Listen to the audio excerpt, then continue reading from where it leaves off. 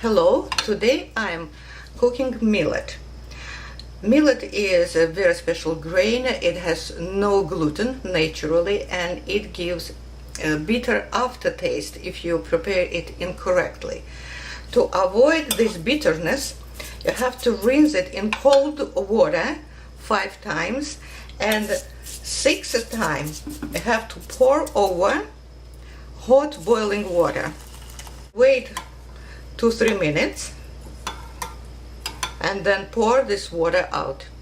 Bring to boil water, add salt, and into this boiling water add your washed millet. So bring it to boil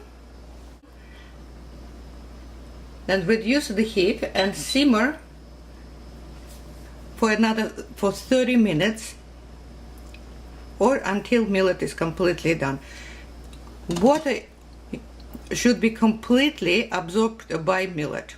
Millet is ready here after 25 minutes, actually, not 30 minutes. It's completely cooked. Now all I have to do, just add butter. Thank you for watching. Bye.